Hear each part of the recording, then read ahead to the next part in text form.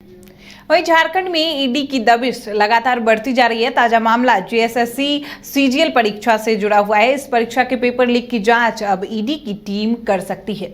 ED ने राज्य सरकार को पत्र लिखकर पेपर लीक केस के संबंध में जानकारी मांगी है। देखिए पूरी रिपोर्ट। जेएसएससी सीजीएल पर्चा लीक की चर्चा झारखंड से लेकर दिल्ली तक पहुंच गई। सीजीएल पेपर लीक की समीक्षा एक तरफ जेएसएससी की तरफ से जारी है और अब इस पर्चा लीक मामले में ईडी की एंट्री हो गई है। पेपर लीक में ईडी की एंट्री केस में मनी लॉन्ड्रिंग की वजह से हुई। ईडी अब सीजीएल पेपर लीक केस में मनी लॉन्ड्रिंग की जांच करेगी। ईडी की रांची जोनल एजेंसी ने इस संबंध में राज्य सरकार को लेटर लिखकर पेपर लीक से जुड़े केस की जानकारी मांगी है और जैसे ही राज्य सरकार की तरफ से संबंधित जानकारी ईडी को मिल जाएगी, फिर ईडी इस मामले में ECIR दर्ज कर लेगी। इधर सीजीएल परीक्षा में आउटसोर्सिंग एजेंसी की भूमिका को लेकर नामकुम थाना में जेएसएससी ने केस भी दर्ज करा रखा है।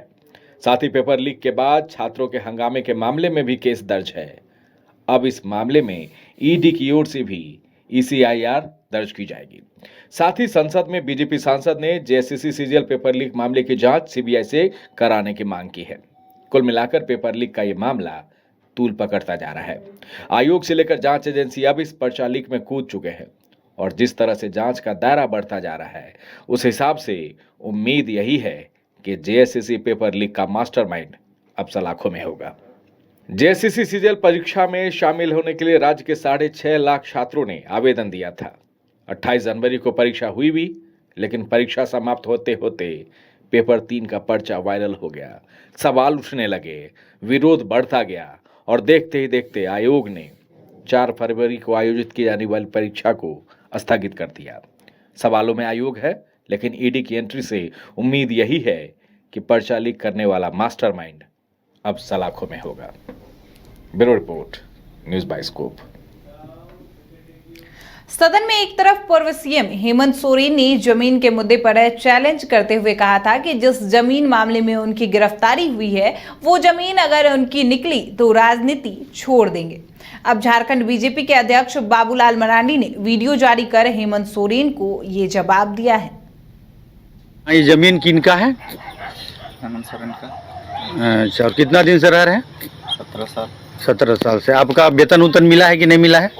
वेतन तो शुरू मिला था, 2-3 बार, सब नहीं मिला है। नहीं मिला है। अच्छा, इस पूरा एरिया जानते हैं कि हेमंत सोरेन की जमीन है? हाँ, अगल बगल सब जानते हैं। क्या जानते हैं अगल बगल? मंत्री जी का जमीन। कौन मंत्री? हेमंत सोरेन। हेमंत सोरेन का। अच्छा, और आजकल विनोद पांडे लोग कितना दिन से नहीं आ रहे हैं? बाउंड्री टूटा था उस समय आए थे, उसके बाद नहीं आए। और आपको मैंने कुछ वादा किया था कि हम मैंने यहाँ काम देंगे, नौकरी देंगे, घर बना के देंगे? हाँ, यही बोले थे कि घर बना के देंगे। अच्छा, हेमंत सोरेन जी का मतलब हेमंत सोरेन जी का जमीन है ना? भारत जोड़ो न्याय यात्रा के तहत राहुल गांधी गुमला पहुंचे। गुमला में पीसी कर राहुल गांधी ने कहा कि देश में अभी डर का माहौल है। राहुल गांधी ने कहा कि केंद्र की सरकार ओबीसी, दलित और आदिवासी के लिए काम नहीं कर रही है, इनका शोषण हो रहा है। उन्होंने कहा कि देश चलाने वाले IAS अधिकारियों में दलित आदिवासी की संख्या बहुत ही कम है।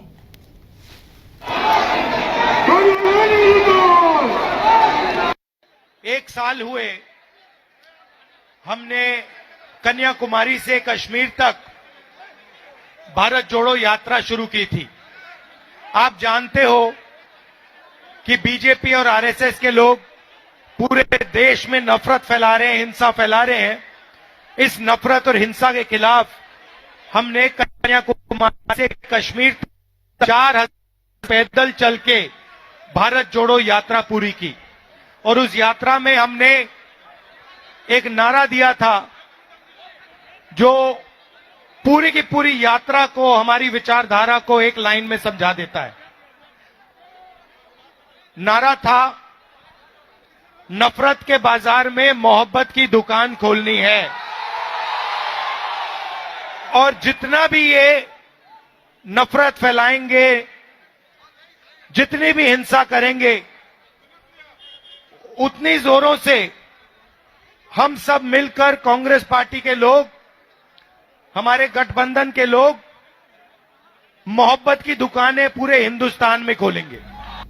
एक साल 80% मतदान करने को लेकर पाकुड़ में चुनाव पाठशाला कार्यक्रम किया जा रहा है। कार्यक्रम जिले के अलग अलग प्रखंडों में कराई जा रही है। वहीं चुनावी पाठशाला में बीएलओ को खास प्रशिक्षण दिया जा रहा है। वहीं बीएलओ प्रशिक्षण प्राप्त कर गांव-गांव जाकर मतदाताओं को चुनाव संबंधित जानकारी देकर जागरूक करेंगे। वहीं आज हिरनपुर प्रखंड सभागार में चुनाव पाठशाला कार्यक्रम किया गया, जिसमें प्रखंड क्षेत्र के सभी बीएलओ को मतदान प्रतिशत में बढ़ोतरी को लेकर प्रशिक्षण दिया गया है। और कार्यक्रम में असिस्टेंट डीसी, सूचना जनसंपर्क पदाधिकारी, प्रखंड विकास पदाधिकारी सहित प्रखंड कर्मी मौजूद रहे।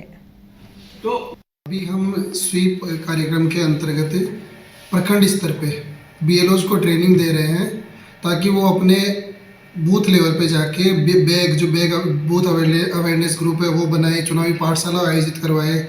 इसका मकसद ये है कि जो वोटर है वो ज़्यादा से ज़्यादा वोट करे, और हमारा जो टारगेट है झारखंड का इस बार कि 80% से ज़्यादा मतदान होना चाहिए, उसको हम कैसे अचीव कर सकते हैं, इसी के लिए सबको ट्रेनिंग दी जा रही है। जागरूकता के संदर्भ में प्रशिक्षण दिया गया है कि अधिक से अधिक मतदाताओं को जागरूक करें, स्वच्छ और निष्पक्ष मतदान करने के लिए उनको समझाएं। चुनावी पाठशाला का गठन किया गया है, उसमें सभी लोगों को भागीदार बनाएं और निष्पक्ष मतदान हो, इस दिशा में कार्य करें। और भारत का जो चुनावी माहौल है, जो लोकसभा आम निर्वाचन होने वाला है, इसमें अधिक से अधिक मतदाता भाग लें और लगभग 80% से अधिक मतदान कराएं। और यह सुनिश्चित कराने का दायित्व जो है, जो बूथ स्तर के पदाधिकारी हैं बीएलओ, वह बखूबी निभाएंगे।